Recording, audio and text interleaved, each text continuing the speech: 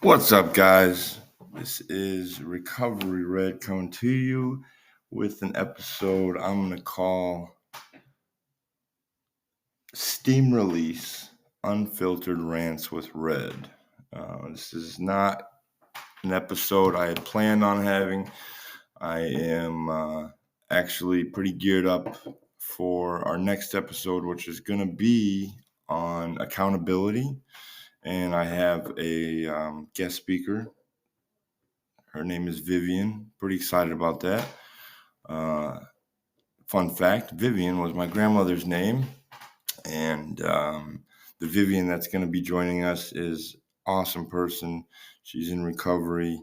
And you should be as excited as I am because she has a lot to offer.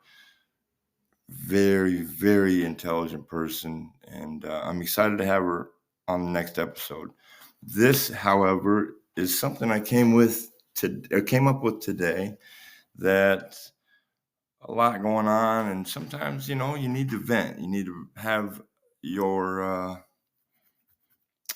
way to vent your thoughts, feelings, ideas in a healthy manner. And this is going to be my healthy manner. As I said, I'm Recovery Red, your favorite giant, favorite redhead, or least favorite person in the world. Either way, thank you for joining me. I appreciate you, and I hope you guys stick around, listen, follow, subscribe, rather, share. And if you're in recovery, keep it going. Glad to have you in recovery. And if you are in active addiction, just know we're here waiting for you whenever you're ready. And I hope that you pick up something along the way and realize that we're here waiting for you, but we also understand in recovery that the drugs and alcohol are waiting for us as well. So when you're ready, come join us. We're having a great time, I promise you. So again, I'm calling this episode Steam Release, Unfiltered Rants with Red. Got a few things I wanted to share, a few things I want to get off my chest, a few things that I want to share that is unfortunately part of recovery. And it's real. So this is the way I decided to do so. First, I'm going to get into in recovery. A lot of people think that automatically relapse is a part of recovery. It doesn't have to be, but unfortunately, it has become a thing that people are used to seeing people in recovery or happening when they're in recovery. Relapse. I'm a part of a pretty cool program right now. I'm really thankful to be a part of it, and it's absolutely great. And unfortunately, we had a few people relapse recently. Now, here's the difference about that relapse in my mind.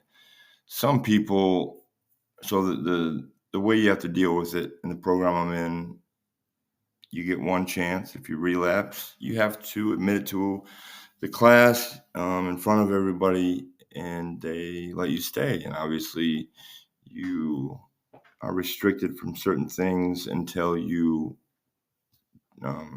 drop clean. And I don't know full details, so let me say that. But I do know that 2 people dropped dirty, and they are no longer with the program. I can say that. I know that's a fact.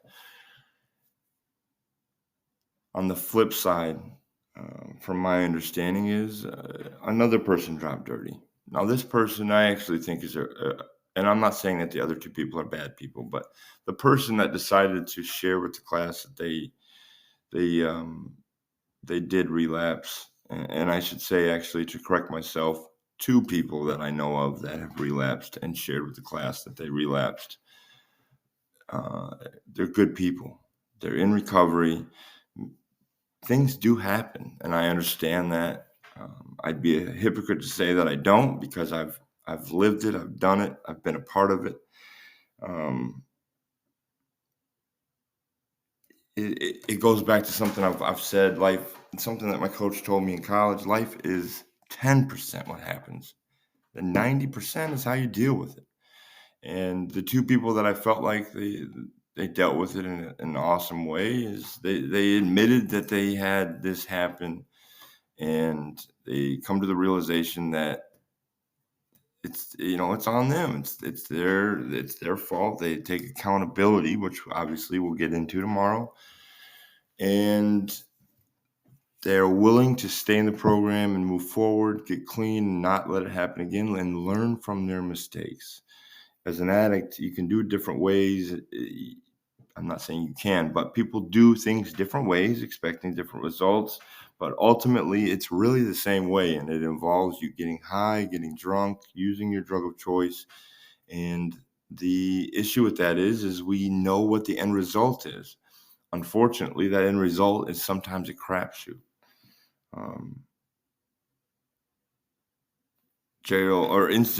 Jails is where I ended up. There are institutions you can end up in. Jails, institutions, and death. That's the crapshoot. And I want to take a moment to applaud the two people that did decide to admit that they relapsed.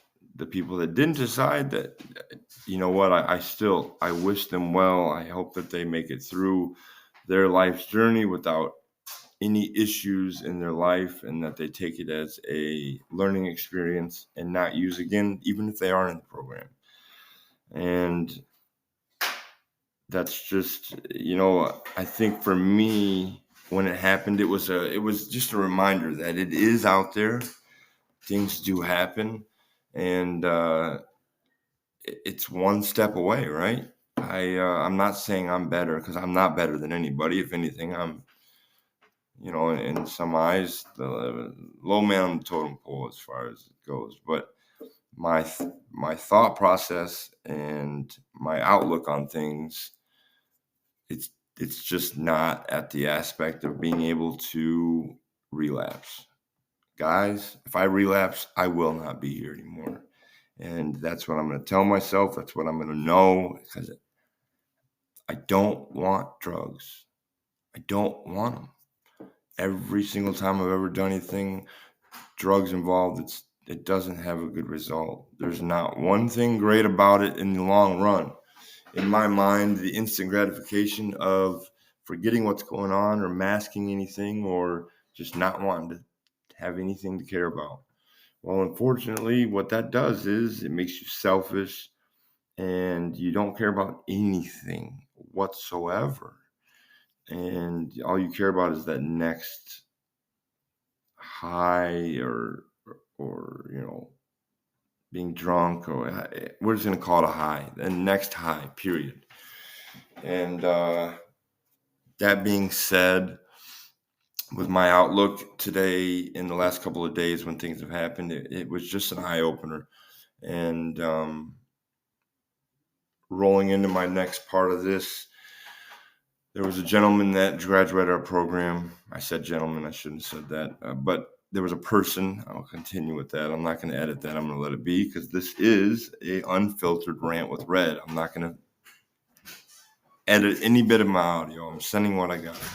And this person graduated Friday, found out today that he was found dead in his apartment. They suspect that he's been dead since Sunday. So he was out of the program for 2 days, relapsed, and they found him a few days after he actually died. And that's that part beyond the relapse. That's that crapshoot.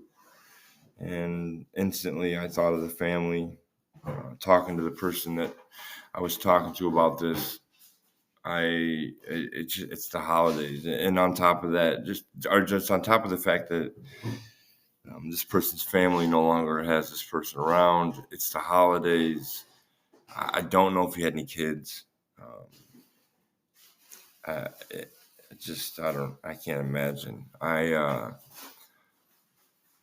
am blessed enough that I have one child. a daughter, and she,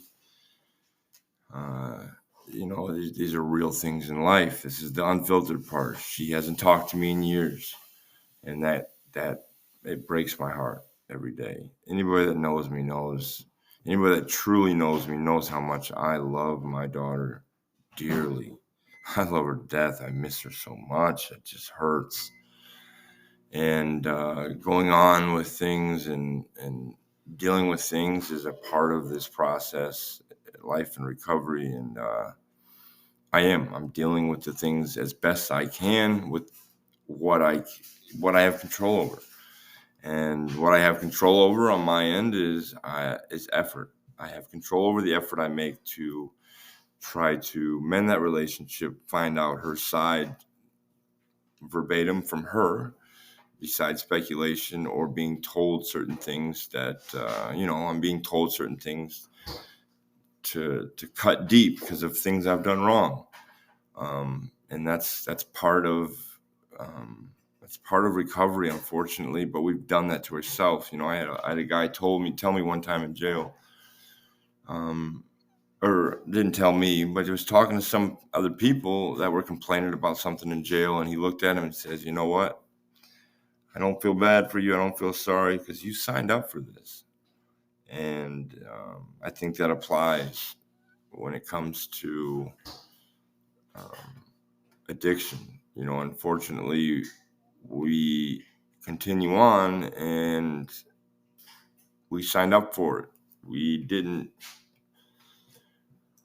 want the outcome. We wanted the instant gratification of things. And because of that, we ultimately did sign up for the outcomes, and we have to deal with those outcomes. And that's what the steps are all about. And I think that is a big part of the process to find that peace. I mean, me personally, I'm after that peace, guys. Watch out. If you are in my way, I will not hurt you, but I will make sure that you do not stop me or hinder my process, because I am after that peace. I am in recovery. I'm here to stay. And the effort I was speaking of as far as my daughter, I was writing her once a week. And last week, or a few weeks ago, I started reading maybe two or three. That's maybe the third week, 2 times a week. Now, last week, I made the mistake of holding on to a couple, forgetting to put them in the mail, and I just got a chance to send them out. But I am making the effort, and I'm doing what I can. Her mother, she just doesn't have kind words for me. When it suits her to talk to me, she talks, and she said some hurtful things, and I don't hold it against her. I realize that is her way of dealing with the pain that I've caused, and I understand my part in it. That's the biggest part in recovery, is understanding, in my mind at least, understanding your part in things and what damage you caused, and what reactions your actions have now, because a reaction does have a good old reaction. So I went through a period where I beat up on myself pretty bad, actually, and I still have moments. It's hard, I talking about it helps. Yesterday, actually, I celebrated 8 months clean. For those of you that don't know me, that listen in, I did, and I was, a lot of the messages I get from people about this podcast, I want you to know how much I appreciate. But in my recovery, those messages are huge as a part of my recovery too, because this podcast is actually something that I've been thinking about for a while, and I had to wait till it was time. I had to go through the processes that I was going through, deal with things that I had to deal with in order to get to the place I'm at now in life. And I'm thankful I have the opportunity to do this. Spotify, you guys are great. And the thing about it is I can only do so much, because I only have control over so much. And differentiating between what you have control over, what you don't have control over. Some people ride a fine line. They think they have control over more than they do. And they get upset when people get pissed at them or are, not doing what they want. Uh, they're thinking, oh, I'm in recovery. I'm entitled to this and this and this. Unfortunately, no, you're not. You're not entitled to jack shit, except for making sure you don't pick up that next whatever that may be. And I think that seeing your part in things is huge. So I know my part in things. I know, I'd like to think I do. At least I take the time to look at them. I don't know everything, but when things come up that I haven't thought about, I definitely take an inventory of that thing. Anybody that knows me, I always have a notebook. I'm big on a physical notebook. I write notes a lot.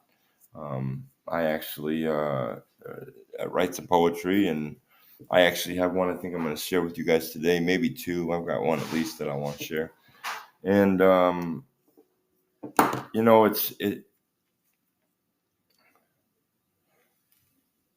using drugs and alcohol, to me, as much as the effort you put into it, just a dose of that effort into recovery goes a long way. And I feel like that makes for, good recovery, great outcome, joyful life. And I pray to God every day, and I hope and that is my higher power. I hope that one day my prayers are answered and my daughter takes the time to talk to me. And until then, I'm here and I'm going to continue my effort because that's what I have control over. And also, I'm going to be sober when she's ready to talk to me because that's what caused a lot of this issue. And if not all of it, really, ultimately, it all boiled back to it. And if by chance you're listening, Peyton, I love you so much. I miss you so much. And I'm ready whenever you are. Your feelings are valid. I understand that you have things that you want to talk about when you're ready, if you are. And I'm here. And in my addiction, I am so guilty, people, of taking time away from other things, other people. And Peyton, people out there, I am guilty. I should have been there for you, Peyton. Guys listening, people listening, I should have been there for her. And that's me seeing my part in things. So moving forward,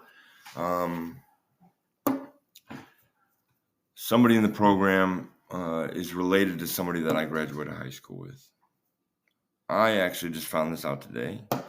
And this person told their family member who they were at rehab with, and or not rehab, I'm sorry. I said rehab, but it's not rehab, but at the program. And instantly, the person that I graduated high school with, mind you, I'm 39 years old. I haven't seen anybody from high school, or a lot of people I haven't seen from high school since we were in high school.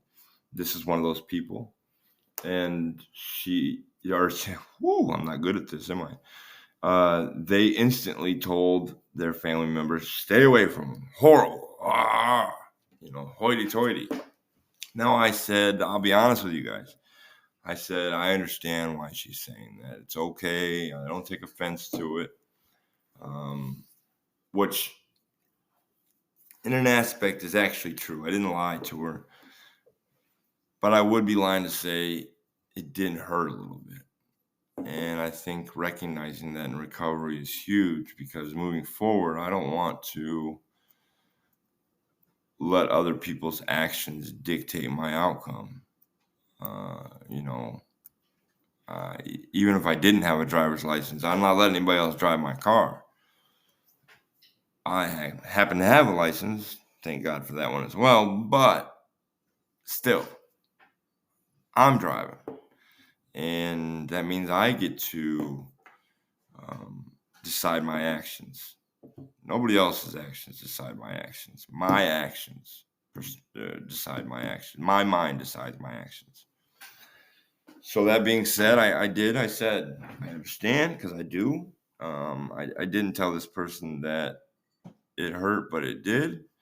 And that's something I have to deal with. I have to realize, even if this person hasn't seen me, doesn't know me, they've heard stories. Everybody loves to play the phone game. Everybody wants to be the next talk show host. Noel Ellens and Oprahs. We all got Kelly Clarksons and Drew Barrymores now, mixed in with Wendy Williams here and there, or The Real, or whatever one of those talk shows with multiple people on it. They all want to be a part of it. At the end of the day, that's their thing to deal with. They're deflecting. They're pointing one for everyone out, right? You got 3 coming back. Well, they must have some weird hands because they got more than 3 coming back. I can promise you that. People, don't go throwing bricks when you live in a glass house, all right? Remember that. And people do. And everything I've said up until now about the program that I am a part of, there's a lot of gossip that happens. Now, I'm sitting here talking to you guys to my knowledge. I'm saying things that are not untrue. I'm not out to gossip, though. I'm out to talk about the reality of life and recovery as addicts and what we've been through, what we're going through, what we could possibly, with one wrong step, go through again. That point of insanity. This disorder is real. And if you don't watch yourself, one step.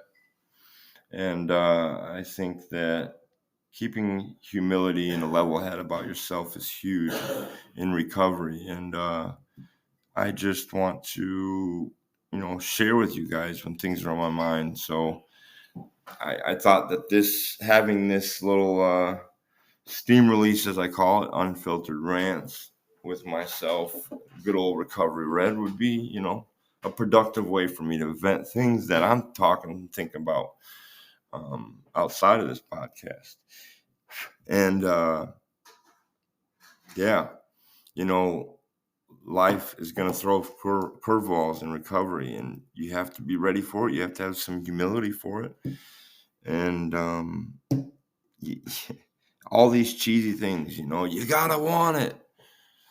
As cheesy as they are, man, they are true. You gotta want it, because if you don't want it, you're not gonna get it, period. It's not gonna be where it just falls in your lap like some things randomly do in people's lives. This is gonna take work, continuous work, rigorous, continuous honesty. And something I can sit here and say to you guys wholeheartedly and truthfully is, I don't lie about anything. I have no reason to. And let me tell you another thing about myself. The reason I don't lie about anything is because I used to lie about everything. I'm not kidding. I lied about everything. Stupid things. Because I was just trying to avoid any possible scenario where it was going to be a problem that would arise from anything. I just wanted to just stiff arm everything in life. So I lied to make it work for me and whatever path I wanted to create. And that being said, how it takes 3 times as much time to break a habit that it took to make it. I can assure you that with my bad habit of lying, it was not good. It was hard. I had to bring it up to some people. I had to let people know that I trusted in early recovery, what I was going through, what was going on, and I had to let them know, hey, I want to fix this. So I'm instantly going to call myself out if I lie about something, and I'm going to take accountability for it, and I did that. And it helped at first, and then it worked, guys. I had control over my actions. I decided how I wanted to fix it. I prayed. I took my responsibility and time to think and figure out with my higher power's help how to fix it. Because I don't want to go back. I don't want to relapse. I don't want to lose my life. I don't want to take time away from my family. I don't want to lie to anybody. I don't want to do wrong. I'm not perfect. I'm just making an honest effort to be better. I have something above my dresser every day I look at. Be the best version of yourself today. I fall short sometimes, I'm sure. But I try to be a good person. And to be a good person, you can't lie, you can't cheat, you can't steal.